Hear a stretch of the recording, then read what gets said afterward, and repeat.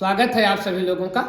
और आइए आज अपने लोग रसखान साहब के द्वारा लिखे गए सवैये के चौथी सवैया का अध्ययन करें, हाई स्कूल के हिंदी का, और देखें कि रसखान जी ने इसमें भगवान श्री कृष्ण की किस छवि का वर्णन किया है।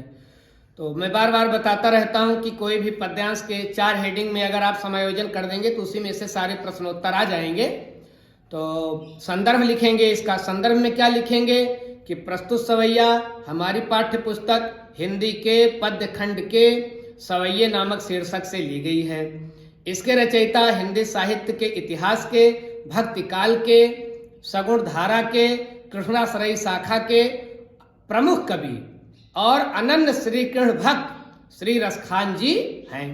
ये हो गया इसका संदर्भ। प्रसंग में क्या लिखेंगे, ये जो चौथा सवैया है इसमें रसखान जी ने भगवान श्री कृष्ण के बाल छवि का और उनके अनुपम सौंदर्य का बहुत ही सुंदर चित्रण किया है। और व्याख्या में अपने लोग क्या लिखेंगे, पहले आइए इसको पढ़ ले फिर व्याख्या करते हैं अपने लोग। रसखान जी क्या लिखते हैं कि एक सखी दूसरी सखी से कहती है, क्या कहती है, वह सखी कहती है, रसखान जी के शब्दों में कहती है, क्या कहती है कि जा दिन ते वह नंद को छोरा, या बन धेनु चराई गयो है। जा दिन ते वह नंद का छोरा, या बन धेनु चराई गयो है।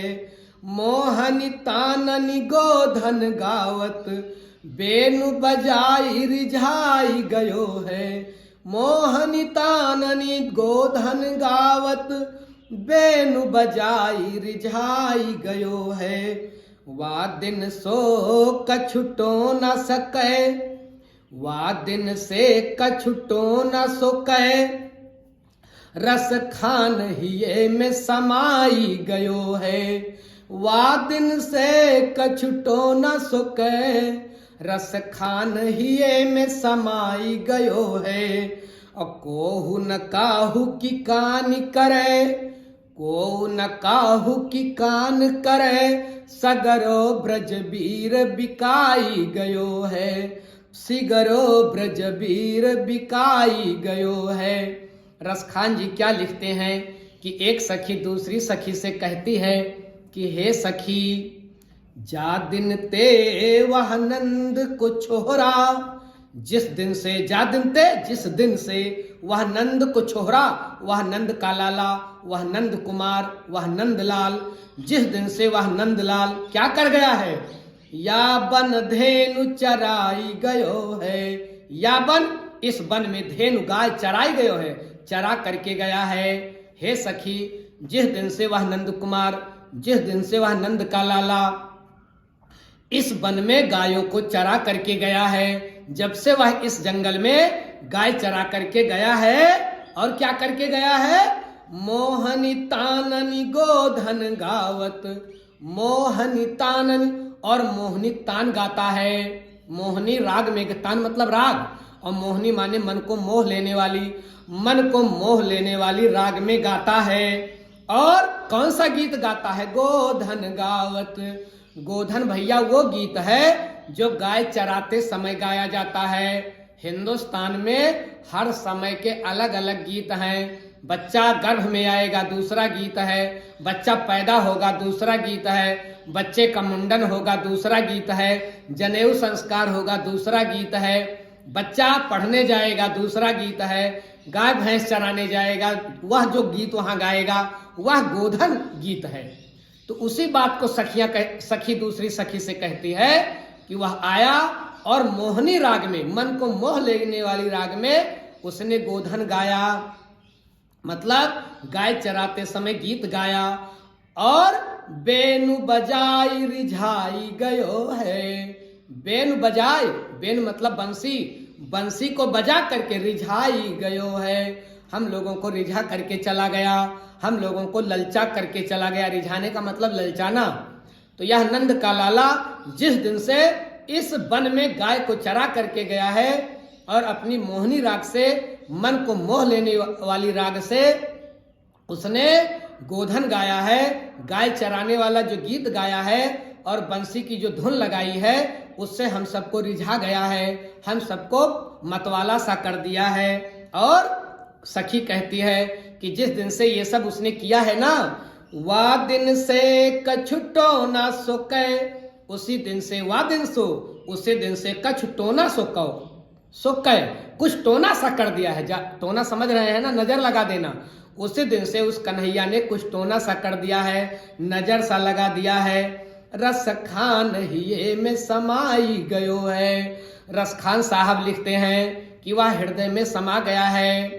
जिस दिन से उसने इस जंगल में गाय चराई है, बेनु बजाया है, बंसी बजाई है, गोधन गाया है, उस दिन से उसने कुछ नजर से लगा दी है। उसके सिवा कुछ याद रहता ही नहीं है, वही दिल में समाया है हुआ है। रसखान जी कहते हैं कि सखी दूसरी सखी से कहती है, हिये में अर्थात हृदय में समाई गयो है, वही हृदय में बस गया है। समा जाने का मतलब बस जाना। वो कन्हैया, वह नंद का लाला हृदय में बस गया है। और को न काहू की कानी करे, अब कोई भी न काहू की, अनुप्रास अलंकार चल रहा है, कोई भी किसी की कान नहीं करता। को न काहू की कानी करे, कोई भी किसी की बात सुनता ही नहीं है। कान न करे, कान न करे का मतलब सुनता नहीं है। अब यहाँ कोई ब्रज में किसी की बात सुनता ही नहीं है, सब उसी कन्हैया के मतवाले हो गए हैं। सिगरो ब्रज वीर बिकाई गयो है। सिगरो मतलब सारा पूरा का पूरा ब्रज मंडल, हे वीर, वीर का मतलब हे सखी, हे सखी सारा ब्रजमंडल बिकाई गयो है। उसी कन्हैया के लिए, कन्हैया के प्रेम में बिक गया है। कन्हैया ने मानो सबको मोल ले लिया है।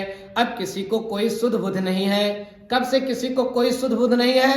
कब से सारा ब्रजमंडल कन्हैया के हाथों में बिका गया है?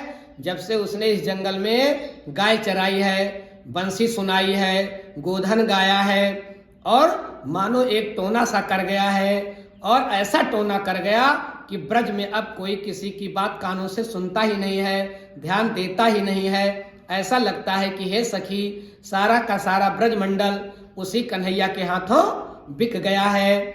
ऐसी एक सखी दूसरी सखी से बात करती है। तो ये रहा भैया चौथे सवैये की व्याख्या। आइए भी इसके काव्य का सौंदर्य को हम लोग देख लें। तो काव्य का सौंदर्य में क्या लिखेंगे? भाषा इसमें कौन सी है? निश्चित रूप से ब्रज भाषा है। शैली कौन सी है? मुक्तक है। छंद कौन सा है? सवैया है। रस इसमें कौन सा है? श्रृंगार है। गुण कौन सा है? माधुर्य है। अलंकार कौन सा है? अनुप्रास अलंकार हम लोग देख ही रहे हैं, यत्र तत्र अनुप्रास अलंकार दिखाई पड़ रहा है। तो इस प्रकार से भैया इसका हो गया काव्य का सौंदर्य। और अगर ऐसा आ जा रहा है तो विशेष करके हेडिंग डाल करके एक लाइन आप ये भी लिख दीजिएगा कि प्रस्तुत सवैया में रसखान जी ने जो है भगवान श्री कृष्ण की भक्ति में डूब करके अद्भुत श्रृंगार का वर्णन किया है। तो ये रहा चौथा सवैया। शेष सवैया के साथ शीघ्र ही मिलेंगे।